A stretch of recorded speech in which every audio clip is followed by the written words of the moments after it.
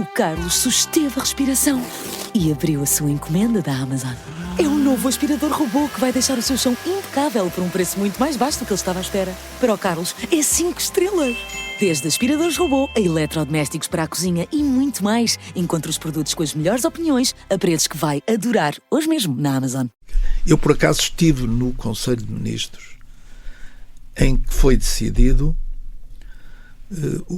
a pedido do Ministro do Trabalho, Tomás Rosa, no dia seguinte havia a manifestação da construção civil e como havia a manifestação da construção civil, ele achava que havia o risco de haver uma invasão do edifício do Ministério, risco de defenestração de pessoas e que era melhor a tolerância de ponto.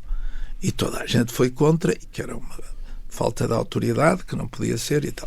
Ao fim de 1 hora de discussão, ele diz, mas eu já dei a tolerância de ponto. A tolerância de ponto. Ele disse, Rosa, disse lá o primeiro-ministro, Rosa, então você, pá, porque é que não nos disse isso logo? Depois tinha poupado aqui 1 hora de discussão e tal. Pronto.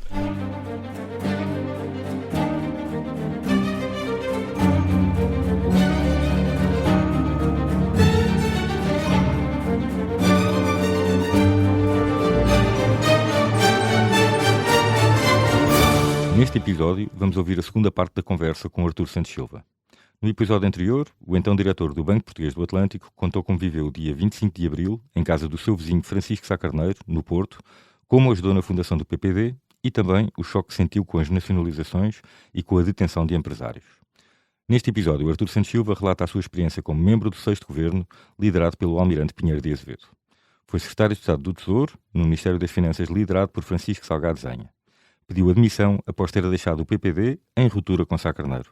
Mas antes começa por recordar o que mudou no Banco Português do Atlântico depois da nacionalização, a 11 de março de 1975. Dentro do banco nacionalizado, mudou o ambiente? Os trabalhadores tornaram-se mais reivindicativos? Comigo não senti absolutamente nada. Portanto, não aumentou a conflitualidade no banco? Não, a tensão? aumentou, claro que aumentou, porque não havia conflitualidade quando o banco era privado, quer dizer, havia plenários em que a própria administração ia e com cadernos reivindicativos e não sei o quê, mas não havia, no funcionamento do banco, não havia nada de anormal. É evidente que com o banco nacionalizado as coisas alteraram-se, mas o comportamento em relação a mim não se modificou, como esse meu colega também, que ia ser eleito administrador, o Abel Reis, porque ficavam 2 no Porto e 3 em Lisboa, também não teve. E em termos de política problemas. Bancária, não houve, com o banco nacionalizado, em termos de política, por exemplo, de crédito, houve alguma alteração? Não, a alteração era esta. Pois. Quer dizer, as empresas chegavam aos bancos com uma lista dos salários a pagar, com uma lista dos fornecedores a pagar, e muitos bancos creditavam nas contas aquilo, não é? Não foi o caso do Banco Português do Atlântico. O Banco Português do Atlântico foi o único banco que teve lucro em 1975. Foi o único banco que teve lucro, porque estava-me a perguntar porque é que não foram presos. De facto, o banco respeitava muito todas as regras de jogo e de facto não houve nenhum administrador que tenha sido preso. Alguns deles não ficaram cá, acabaram por ir embora porque...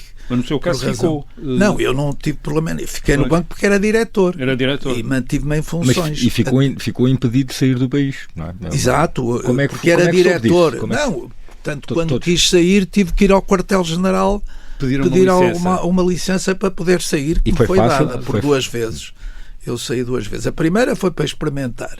Fui ali ao norte de Espanha, mas para ver como é que o sistema funcionava. E depois, já nas minhas férias, nas primeiras férias que tive, já neste quadro, em julho, depois dos grandes comícios nas Antas e na Fonte Luminosa, e em que há um acontecimento extraordinário antes destes comícios, que é a vinda ao Porto. Portanto, no relatório das sevícias está claramente demonstrado que onde havia mais problemas de não respeito pelos direitos fundamentais dos detidos era no Porto, e o Corvacho, que era o comandante da região militar do Norte, salvo erro, era assim. E então o Telo vem ao Porto tentar esclarecer o que é que se passa. E vão almoçar ao restaurante Girassol, que é na Rua Sá da Bandeira, junto ao Rialto, que era um café, agora é uma casa de coisas mais chinesas e assim, e que foi um balcão do Banco Português do Atlântico. Portanto, há uma mesa que tem cravos, de 8 ou 10 lugares, e portanto corre rapidamente que o Otelo e o vão lá almoçar. O Otelo, e o Corvacho e o Fabião. E o Carlos Fabião. E o Fabião, que era chefe de Estado-Maior do Exército. E pronto, e quando eles chegam têm imensas dificuldades em entrar. Insultados, há uma manifestação. Uma manifestação contra. Mas quando acabam o almoço, a rua está inundada de gente. O Banco Português do Atlântico, eu estava em cima a ver tudo o que se estava ali a passar. E foi muito difícil para eles entrarem nos carros. E quando passam o Bolhão, as vendedeiras levantam as saias, não usavam roupa interior, porque era um grande insulto o evidenciarem a sua marca genital assim. E ele no aeroporto E qual era a motivação das pessoas? O que é que as pessoas diziam? As pessoas que se manifestavam, o que é que diziam? Eram contra. Mas diziam alguma coisa? Havia alguma coisa? Sim, eu isso não estava lá, não ouvi, mas o que calculo é que insultavam-nos do pior, não é? E portanto, mas isso era nítido. Como? Era nítido que no Porto estavam contra a orientação. Sim, e nomeadamente o comportamento do Corvacho. Do Eurico Corvacho, que era o comandante da região militar. Do Porto. E então ele vai para o aeroporto e no aeroporto entrevistam-no. Ele diz: não, o povo então não está consigo. Então o povo o povo não está é com o Corvacho, o Coronel Corvacho, comigo não, isto é manifestação em relação a ele. Sim, hotel. E é suspenso. O Corvacho é suspenso depois dessa visita in loco. Tenho a impressão de que depois ainda volta a exercer, mas não tenho a certeza. E porque depois mete-se... Depois das eu acho que as grandes manifestações, houve na véspera das Antas uma na Praça Velásquez, que hoje se chama Praça Sá Carneiro, Francisco Sá Carneiro, que foi do PPD, mas que tiveram para aí 30 ou 40 mil pessoas, e em que ele explicou porque é que tínhamos saído do governo, do quarto governo provisório, que nós saímos 3 ou 4 dias depois do PS.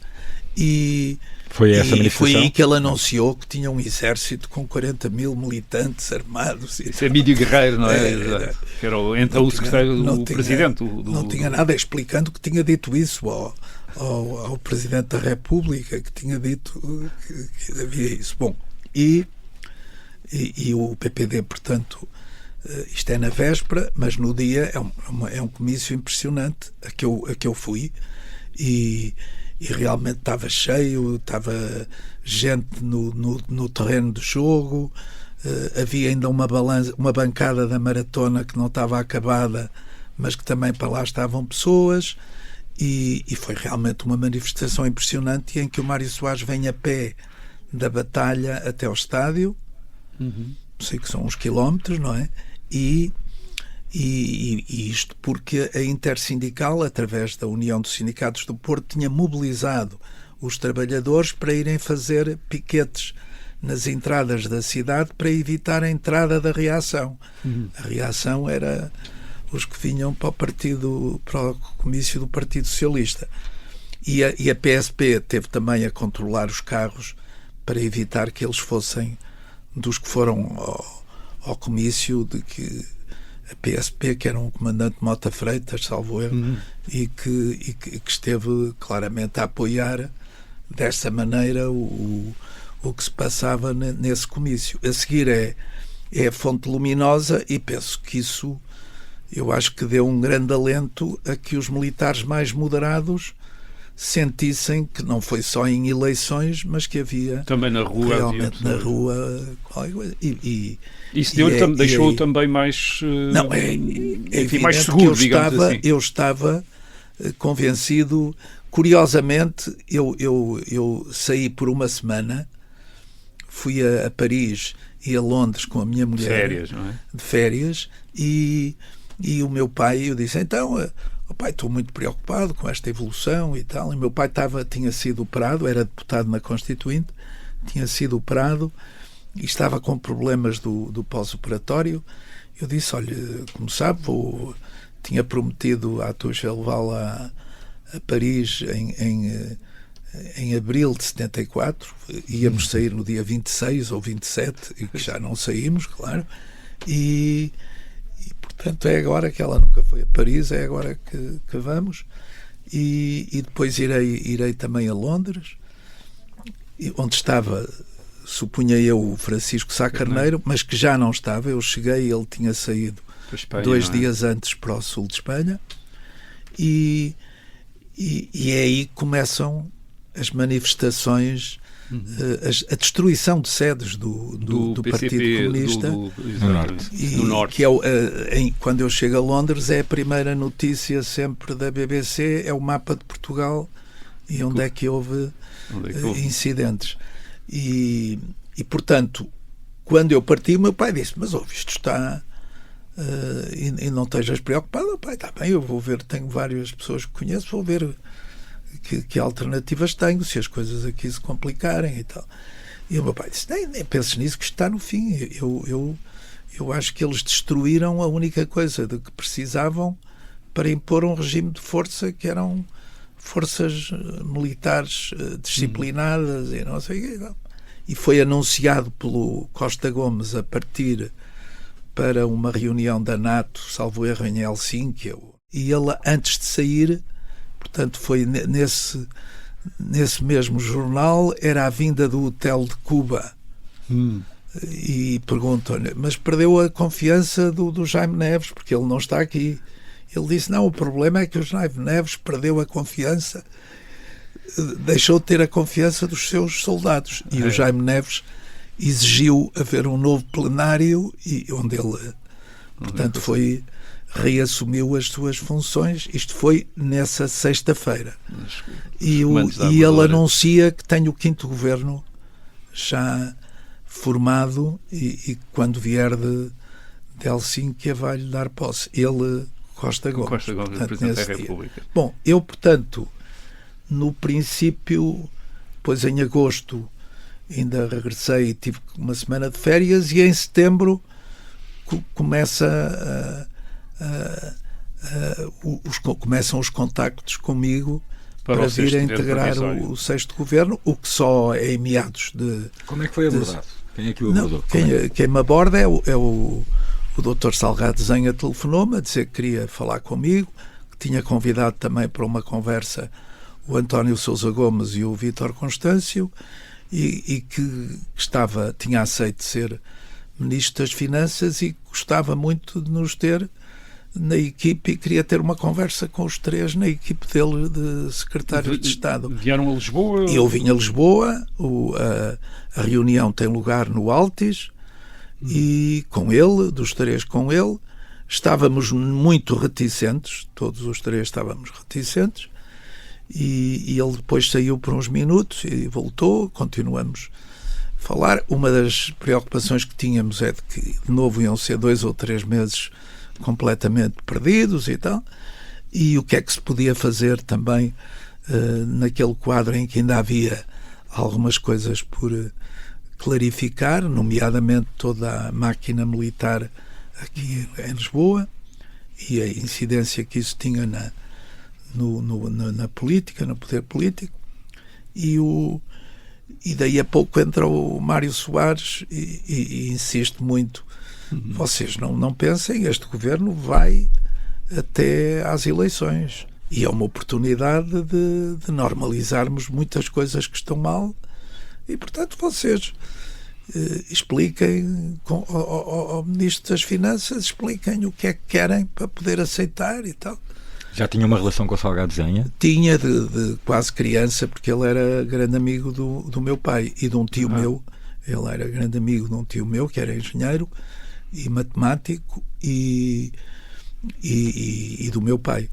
E do meu pai. Mas do meu pai tinha contactos grandes e na Ação Socialista, nas reuniões que havia, lá nos encontrávamos e tal. E, portanto, eu já o conhecia bem, tal como o doutor Mário Soares, com que eu em Paris, aliás, estive com ele quando ele estava em Paris, estive com ele e por 2 vezes. Ele estava exilado antes de 74. Ele estava exilado, não é? Porque tinha defendido o princípio da autodeterminação para as colónias em Nova Iorque e foi-lhe posto um processo por traição, não sei, não é qualquer coisa à pátria, um crime contra a pátria que correspondia a pena de 2 a 8 anos de cadeia e, portanto, ele, se voltasse, teria que estar a aguardar julgamento preso. Bom, e, portanto, ele decidiu não voltar. Como é que reagiram as pessoas à sua volta, à decisão de ir para o governo? Não, à minha volta eu tive toda a compreensão, quer dizer, a família, a minha mulher, os meus amigos, era uma esperança. O sexto governo provisório era uma esperança. E, de facto, a figura de proa desse governo, na minha opinião, foi o Salgado Zenha. Que era o Ministro das Finanças. Que era o Ministro das Finanças. O Melo Antunes era Ministro dos Negócios Estrangeiros. O Vítor Alves era Ministro da Educação. O Vítor Crespo era Ministro da Cooperação, salvo era assim que se chamava o cargo. Pessoas com que eu, aliás, tive um contacto interessante. Tinha 2 amigos que reforcei muito a nossa amizade nesse reencontro, o António Barreto e o Zé Medeiros Ferreira. O António é secretário de Estado do Comércio Externo e o Medeiros Ferreira é secretário de Estado dos Negócios Estrangeiros, com o Melo Antunes. E, portanto, foi um período fantástico, sobretudo a partir do 25 de novembro, porque antes disso houve o cerco constituinte, que foi uma demonstração de incapacidade de fazer face a uma coisa. E também houve a greve do governo. Como é que foi? Então, portanto, a greve do governo é na sequência do cerco. Uhum. O governo decide entrar em greve. Eu aliás, fui falar com o ministro, que tinha entre o gabinete do Salgado Zenha e o meu, havia uma casa de banho, e eu ia falar com ele e meti-me pela casa, entrei e estava o Sá Carneiro, estava ele e estava o Mário Soares a conspirar. E, portanto, penso que é daí que sai a ideia de uma greve. Ou é daí, ou isso já estava mais ou menos pensado, de dizer o governo, enquanto não estiver resolvido o problema do comando da região militar de Lisboa, depois do que se passou no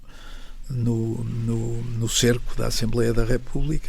Eu, por acaso, estive no Conselho de Ministros em que foi decidido, a pedido do Ministro do Trabalho, Tomás Rosa, no dia seguinte havia a manifestação da construção civil.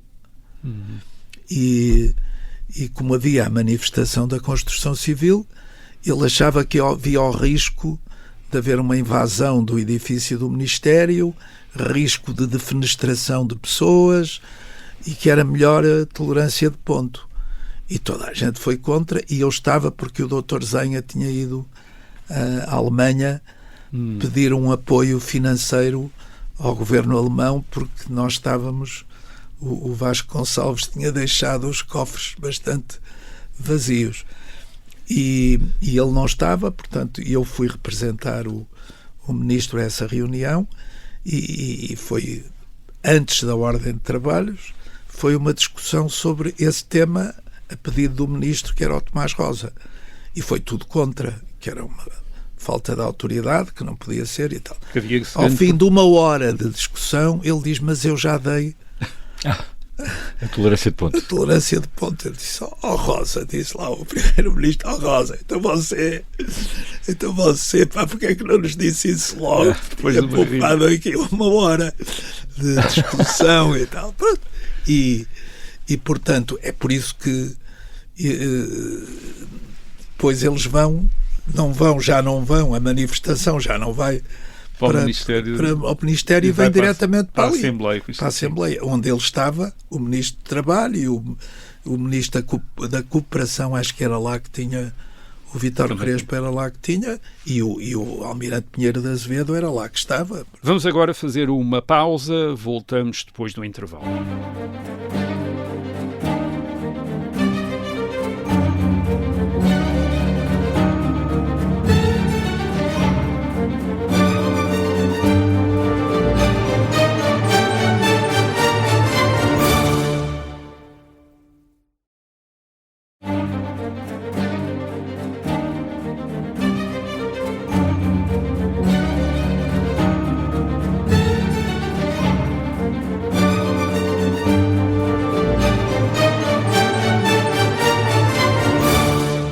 Vamos voltar à conversa com Artur Santos Silva. Como é que foi trabalhar com o Almirante Pinheiro de Azevedo, ou nos contactos que teve com ele? Não houve grande problema. Portanto, eu fui algumas vezes a Conselho de Ministros, ou com o Dr. Zenha, ou a apresentar. E eu lembro-me quando foi a primeira vez que lá fui, foi logo a seguir a tomarmos posse. E nós queríamos renovar a equipe do Banco de Portugal e havia uma lei orgânica para substituir os estatutos do Banco de Portugal.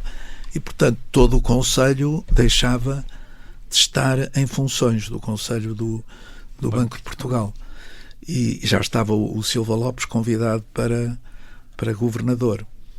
E o que aconteceu foi... Na ordem de trabalho estava a aprovação. O Carlos susteve a respiração e abriu a sua encomenda da Amazon. É um novo aspirador robô que vai deixar o seu chão impecável por um preço muito mais baixo do que ele estava à espera. Para o Carlos, é 5 estrelas. Desde aspiradores robô a eletrodomésticos para a cozinha e muito mais. Encontre os produtos com as melhores opiniões a preços que vai adorar hoje mesmo na Amazon. Da lei orgânica. E já estavam, o Zenha disse, você chama aqueles que nós vamos manter. E eu chamo aqueles que nós vamos afastar, portanto, antes do Conselho de Ministros, que não vamos renovar, não vamos conceder-lhes um mandato a partir desta nova lei orgânica. E então, claro, aqueles que não continuavam lá puseram as suas vozes a apoiá-los e o primeiro-ministro pede ao secretário de Estado, que era, salvo erro, Sá Machado, era diplomata, tinha trabalhado com o Dr. Mário Soares quando ele foi ministro dos Negócios Estrangeiros e era, portanto, secretário ou subsecretário adjunto do primeiro-ministro. E ele disse, Sá Machado, traga lá os telegramas. E, portanto, veio uma salva cheia de telegramas e de protestos e tal. E ele diz, ora, leia lá e tal. Começou a ler da Comissão de Saneamento do Banco Tal. Da Comissão de Saneamento do Banco Tal. Ele disse, o que é isto? Então, as comissões de saneamento são para se sanear. E, portanto, e a lei lá foi aprovada e os conselhos lá, os que nós convidamos para continuar, continuaram e os que não convidamos foram substituídos. Portanto, isso foi, portanto, logo os primeiros dias de outubro. Isto acontece nos primeiros dias de outubro e era fundamental termos um governador em que confiávamos, que era o Dr. Silva Lopes. Portanto, aqui no sexto governo provisório, no outono de 1975, portanto, tem um problema que é a divisão e e os confrontos militares, quer dizer, até porque não estava claro quem é que mandava a esse nível. Havia o problema financeiro, como já nos disse, quer dizer, que de falta, nomeadamente de visas, salvo erro, divisas, mas isso fica resolvido. Esse empréstimo aguenta-nos até maio. Portanto, o empréstimo de 250 milhões de unidades de conta. Não, é do Bundesbank. No Bundesbank. Com garantia ouro.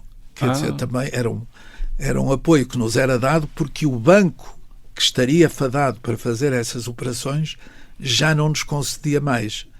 Que era o BIS, Bank of International Settlements, em Bâle, que era o banco dos bancos centrais. Portanto, não era o FMI que fazia estas operações de tesouraria a bancos centrais. E, portanto, aí já não conseguíamos mais nada.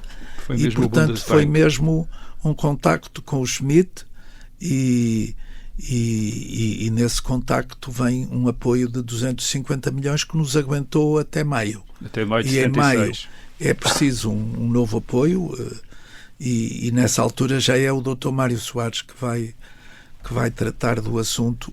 O governo ainda estava em funções, mas foi ele que foi tratar do assunto de novo com o Schmidt e voltaram a emprestar-nos com garantia de ouro do Banco de Portugal, das reservas do Banco de Portugal. Os ministérios ainda estavam organizados, disciplinados, ou havia também ali alguma dificuldade de funcionamento do governo nesse outono de 1975? Ouça, eu em relação à experiência que tive no Ministério das Finanças, portanto, nós tínhamos, nessa altura ainda, a Inspeção de Crédito e Seguros estava lá e o António Miranda era o inspetor, não sei se diz superior ou chefe, era o principal, e tinha como um braço direito um rapaz que tinha sido do meu tempo de Coimbra, que depois foi juiz, conselheiro do Tribunal de Contas, Carlos Moreno, que até tem várias coisas interessantes publicadas. Sim. E, portanto, tudo que eu precisava da inspeção de crédito de seguros, eu tinha uma linha fácil, que era uma zona, e nós defendíamos que isso devia passar para o Banco de Portugal. Essas funções não tinha sentido estarem no Ministério das Finanças, deviam ir para o Banco de Portugal. O que fosse banca e o que fosse seguros devia ir para uma entidade a criar com poderes reguladores sobre o setor de seguros, que veio a dar lugar mais tarde ao Instituto Nacional de Seguros, ou qualquer coisa de seguros, o Instituto.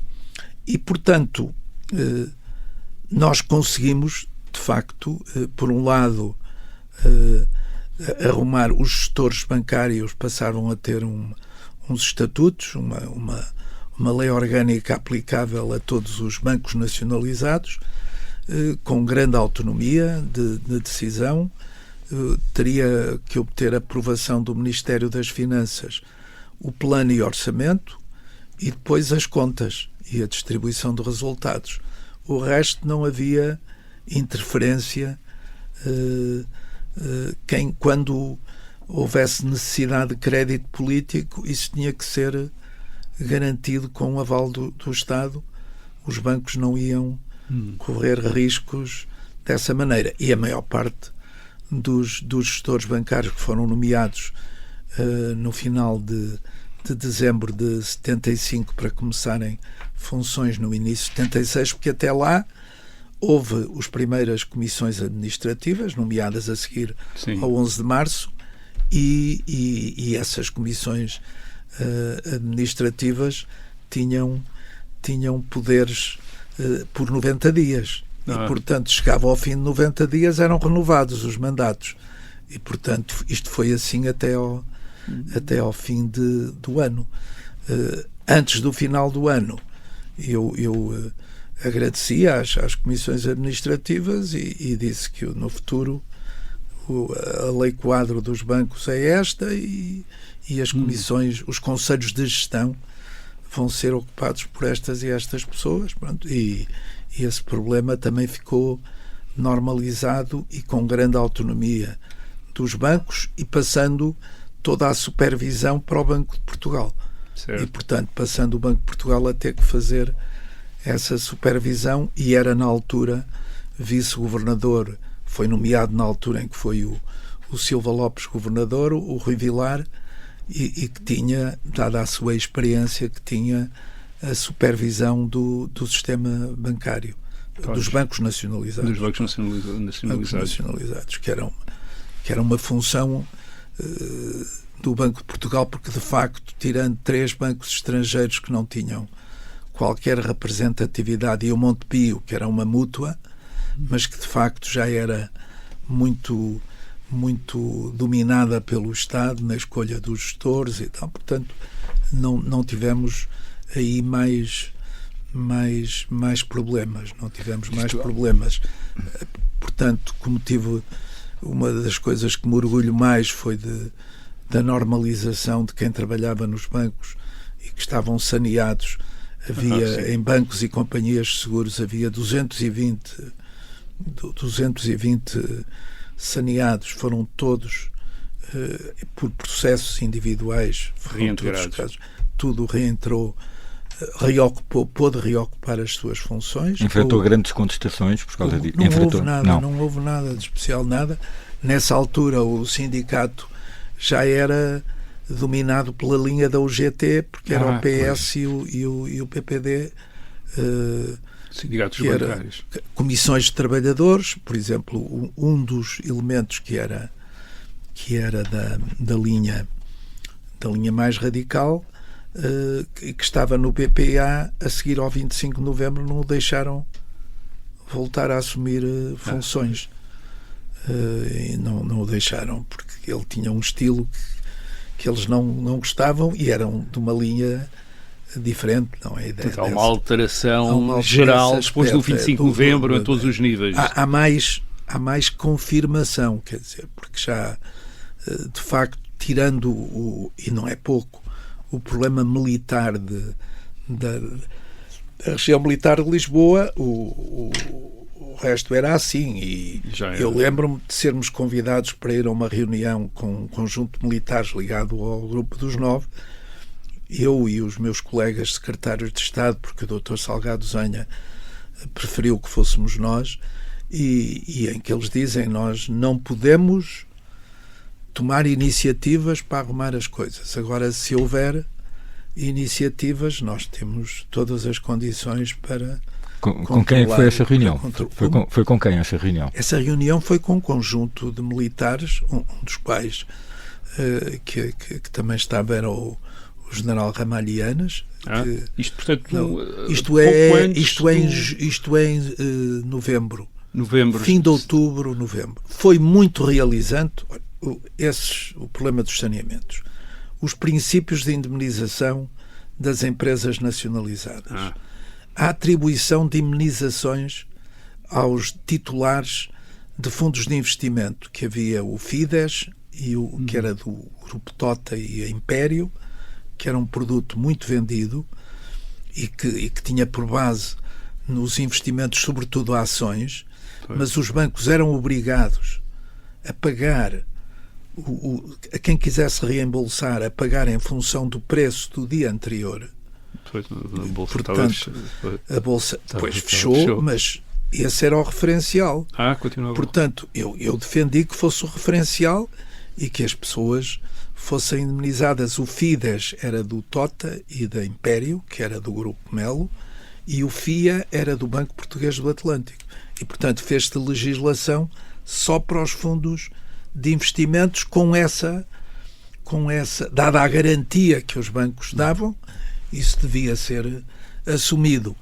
O resto foram aprovados princípios que foram ao Conselho da Revolução, e que foi o Conselho da Revolução que aprovou, porque o Dr. Salgado Zenha disse: isto não é o Governo que vai aprovar, quem nacionalizou foi o Conselho da Revolução. Portanto, o Conselho da Revolução é que tem que aprovar esses princípios. Isso também foi aprovado. Foi criado o crédito à habitação com subsidiado, em determinadas condições, subsidiado pelo Estado, porque havia um estoque enorme de casas construídas e por vender, e, portanto, aí quem podia intervir eram apenas os os 3 bancos, a Caixa, o Montepio e o Crédito Predial Português. E, portanto, isso também foi importante. Retomar a confiança dos imigrantes, criando, portanto, o quê? Isenção de impostos para as contas dos imigrantes, o que teve uma resposta muito positiva da parte. Porque as remessas dos tinham imigrantes. sido suspensas. Não tinham sido suspensas. Tinham caído muito. Por suspensas por não eram iguais a zero, mas tinham caído dramaticamente. E nessa altura, portanto, foi também com o objetivo de os atrair, mas isso também, portanto, foi feito e resultou. Em 76 vieram o dinheiro outra vez. Exatamente. Acontece que depois tivemos de novo problemas muito, muito sérios com o terceiro choque do petróleo. Não é? Sim, mais tarde. Bom, mas, portanto, em relação a essa minha experiência, eu achei extremamente gratificante aquilo que pudemos fazer, normalizar o funcionamento dos bancos, reforçar os poderes do Banco de Portugal, dar grande autonomia nas suas decisões aos bancos e tudo isso acho que foi, em relação ao sistema financeiro, muito importante. Fazer uma grande operação de emissão de dívida para o público. Fizemos uma operação, eu andei a percorrer o país inteiro, mas para mobilizar os balcões. Foi quando? Isto foi abril de 76.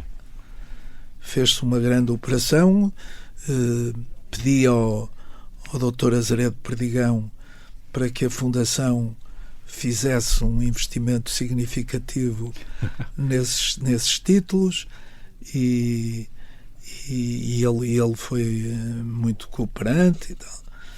E foi um grande sucesso. Pronto, e nós tínhamos, portanto, o grande atrativo que tínhamos. Nessa altura ainda não havia um mercado do ouro livre como há hoje, não é?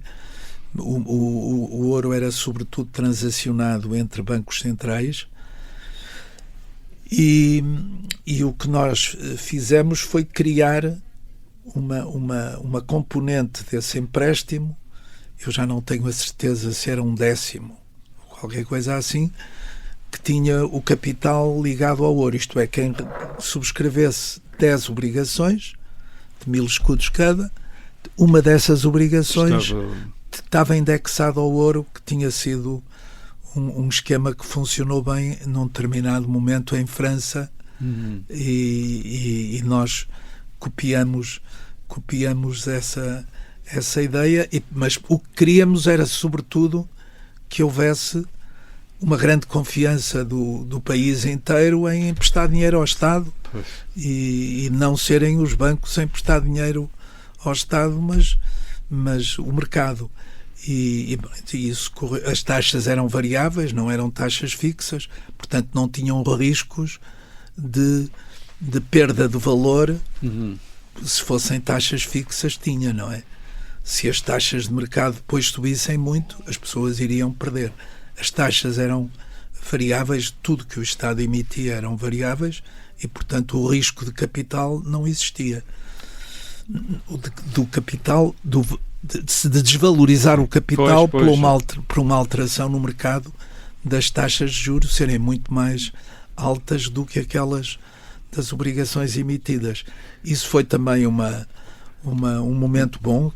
Além destes grandes eixos da sua política na Secretaria de Estado do Tesouro, também se confrontou, presumo eu, com muitas heranças, pequenas heranças, de pequena política, de decisões, se calhar caóticas algumas, dos governos de Vasco Gonçalves. Não, olha, a coisa mais... devo dizer o seguinte, quando cheguei ao exercício de funções, apresentaram umas coisas mais urgentes que estavam para despachar. O que é que estava lá? E uma delas, que eu fui logo contra, era uma garantia a dar ao Exim Bank, portanto, que é o banco que financia as exportações e as grandes importações da economia dos Estados Unidos, portanto, que é um banco, de facto, do Estado, não sei exatamente figurino jurídico, mas é um banco político, é um banco que sobretudo procura promover com crédito adequado as exportações dos Estados Unidos, e a TAP tinha comprado uma frota de aviões, daqueles gigantescos aviões com 2 pisos e tal. E havia uma garantia dada pelo Estado, seguindo o princípio do par e passo. Isto é, se nós, porventura, comprometíamos-nos a que, se nós, porventura, dessemos de garantia reservas de ouro ou ativos do Estado, teríamos que me dar os mesmos ao Exim Bank. E então eu disse ao Salgado Zen, a TAP não importa estes aviões. Ele disse, não, mas você vai falar com o embaixador, pá, fala ao embaixador. Você já o conhece? Eu conheci-o no Porto em junho e tal. Então, fale-lhe e ele vai resolver isso e tal. E eu liguei-lhe e ele disse, não, eu quero ir falar consigo, Franco Carlucci. Eu vou aí falar consigo e tal. Pronto, qual é o assunto? Lá lhe expliquei e tal. Ele foi, na manhã do dia seguinte, lá foi falar comigo e ele disse, esteja tranquilo, eu vou-me empenhar, não há garantias nenhumas. Portanto, a garantia é da TAP, e a TAP é 100% do Estado, porque estava nacionalizado, 100% do Estado. E, de facto, à tarde ligou-me, porque as horas eram diferentes, não é? Logo que ele, esteja descansado, o contrato vai ser diferente, vou mandar uma nova versão e não há esse princípio. Esse foi o caso, assim, de que eu me lembro mais paradigmático e depois foi... também havia pequenas coisas, por exemplo, não é, que ainda era envolvida a Secretaria de Estado na decisão de descongelar contas bancárias, por exemplo. Não, isso eram poderes que não eram nossos. Isso eram poderes dos militares, do Conselho da Revolução. Portanto, nós tínhamos que mandar isso tudo para o... Isso acabou também.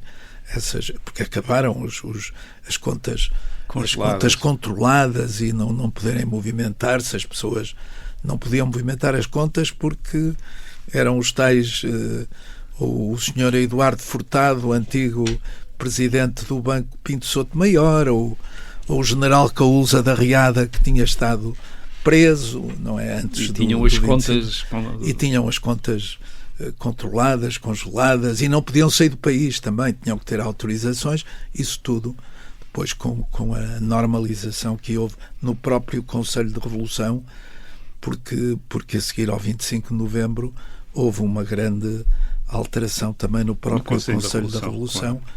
Passou a ser, de facto, acho eu, dominado no sentido de que os principais maciçamente eram pessoas do grupo dos Novos, o chamado Grupo dos Novos. E para um homem que vinha da gestão privada, não é? Apesar de tudo, da gestão de um banco privado, se calhar um dos bancos mais avançados à época, em termos de princípios de gestão, como é que foi aterrar no centro da administração pública, num cargo de governação? Como é que encontrou o governo em termos de preparação para gerir o país, tendo em conta os princípios de que deve ser uma administração correta? Olha, eu sinceramente não tive nada, não fiz nada que olhe para trás e que me tenha repugnado, nada. E pelo contrário, tudo aquilo que eu tinha considerado temas importantes, como tive a oportunidade de referir, os saneamentos, as indemnizações nas empresas nacionalizadas, os fundos de investimento, a autonomia da administração dos bancos total, porque aprovar contas e aprovar orçamentos são funções, evidentemente, do acionista. Agora, claro, decisões de crédito não são. O doutor Mário Soares, uma semana antes de ser primeiro-ministro de iniciar, quis falar comigo e convidou-me para ir para vice-governador do Banco de Portugal, mas disse-me, olha, eu gostava muito de o ter tido como Ministro das Finanças, mas eu assumi um compromisso com o Dr. Sá Carneiro de que não convidaria nenhum dissidente do do PPD para ministro. Eu gostava muito de eu ter assim ao Mota Pinto, mas não é possível por isto. Mas gostava muito de eu ter como vice-governador. Eu disse, não, olha, eu não quero voltar a ter funções governativas, nem funções desse tipo. Foi uma experiência fantástica, mas não... você está cansado, vá descansar um mês e daqui a um mês falamos. Lá puxou da sua agenda, tomou nota de uma data e lá viemos, portanto, a falar. O que aconteceu em relação ao partido, ao PPD? Eu acho que o que o PPD fez de uma aliança com o PS e com os militares moderados foi fundamental para haver uma alteração política séria no país. O Dr. Sá Carneiro, que não estava cá, achou muito mal termos subscrito o pacto MFA-partidos e tudo aquilo que tinha sido colaboração na solução do 6º governo provisório e não sei o quê, tudo que tinha sido colaborar com o PS e com o grupo dos 9 e tal. E, portanto, eu defendi-lhe e tive duas conversas importantes com ele antes e, sobretudo, foi entre o 25 de novembro e o 8 de dezembro, em que ele diz, mas então, o que é que você pensa e tal? O que eu penso é que o direito de tendência deve ser consagrado nos estatutos do partido e que não deve haver agora divisões e confrontos entre a sua linha, que é uma linha que vai naturalmente ganhar, e as pessoas que aguentaram isto em condições muito, muito difíceis e que os resultados são muito positivos. Portanto, já tinha sido o 25 de novembro e o Congresso ia ser, eu acho que foi 7, 8 e 9 de dezembro, ou 8, 9 e 10 de dezembro. Foi num fim de semana em que estava o feriado do 8 de dezembro. E isso não aconteceu e eu depois afastei-me do partido com o grupo de pessoas a quem eu estava mais ligado, o Graça Moura, o Mota Pinto, o Miguel Macedo, Veiga, também. O Carlos Macedo. Transmitiu a Sá Carneiro essa decisão? Não, eu disse-lhe a ele, ao Francisco, olha, que se levar isto para a frente há muitas pessoas que não vão estar de acordo. Olha, eu não estarei de acordo. E vendo as coisas hoje, eu acho que o melhor teria sido mantermos-nos e defendermos outras linhas, mas foi um mau momento, quer dizer, porque foi também uma coisa de muitos impulsos. Ele fez uma intervenção bastante dramática no Congresso, onde eu estava, dizendo, ou isto é assim, eu vou-me embora e tal. E eu, aliás, não assisti ao Congresso até ao fim. Eu vim embora no fim do primeiro dia do Congresso. E é isto, portanto... Depois, como é que ficou a sua relação pessoal com ele, com o Francisco Sá Carneiro? Ficou, no princípio, má, porque eu demiti-me logo, eu pedi logo a demissão ao Dr. Salgado Zenha, quando saí do partido. E ele disse-me, não, você... eu não veio para aqui por causa do partido. Portanto, eu convidei-o a título pessoal. Sabe muito bem como é que eu o convidei. O que é que foram os princípios que pôs na mesa para... Eu disse-lhe que sim. Portanto, você tem que cumprir os seus deveres. E eu não aceito o seu pedido de demissão. A seguir, o Francisco Sá Carneiro diz que eu estou colado e, portanto, todos os outros dissidentes saíram. Certo. Como o caso do Graça Moura, do Carlos Macedo, do Sá Borges, esses saíram. O Magalhães Mota não, porque não estava, era ministro, mas não estava no grupo dos dissidentes, estava alinhado com o Sá Carneiro. E, portanto, saí e ele diz, eu estou colado, eu não me demito, e ele já sabia, eu tinha apresentado a minha demissão ao Zenha e fui apresentá-la ao Primeiro-Ministro. E o Primeiro-Ministro disse, não, isso é com o seu Ministro, e eu falarei com ele, compreendo perfeitamente e tal. Eu disse, e o facto de eu estar aqui podia, porventura, impedir o PPD de propor que tivesse na equipe do Ministério das Finanças uma pessoa do partido. E, portanto, eu devo sair. E o Dr. Salgado Zenha disse, eu resolverei esse problema com o Dr. Sá Carneiro. E entra depois para a equipe do Ministério das Finanças o professor Sousa Franco, ficando com a reestruturação do Ministério e a descolonização financeira que estavam as negociações a correr para Cabo Verde, Santo Tomé e Guiné. Portanto, sim, eram as negociações. Digamos, a separação, o divórcio financeiro depois do divórcio político. Porque antes não houve nada. Antes foi tudo. O Conselho dos 20 aprovou tudo que a Moçambique pediu, aprovou tudo que a Angola pediu e ainda antes da independência da Angola. Moçambique já estava. Mas no caso da independência de Angola, o curioso é que o general Costa Gomes pede a convocação de um Conselho de Ministros, quer que, a seguir à declaração de independência de Angola, 11 de novembro, quer que o governo reconheça o governo de Angola, e o Dr. Salgado Zenha diz nem pensar. Enquanto não estiverem defendidos os interesses dos portugueses e protegidos convenientemente os interesses portugueses, nós não devemos reconhecer o governo de Angola, o que só acontece, salvo erro, em junho ou julho de 76. E aí ele disse, eu estive preso com o Agostinho Neto, eu estive tal, mas isto não tem nada a ver com as relações que temos uns com os outros. Temos aqui os interesses dos portugueses que vieram sem nada, vieram de lá sem nada. Foi também um processo muito interessante porque nós conseguimos, através de um fundo para os retornados, todos os apoios externos que tivemos para ajudar a enfrentar o problema dos reformados, nós criamos um fundo que permitiu emprestar sem juros capital àqueles que queriam lançar negócios com relativamente pequenos montantes, e que foi um sucesso, e que a maior parte das pessoas reembolsava esses empréstimos quase capital antes do tempo.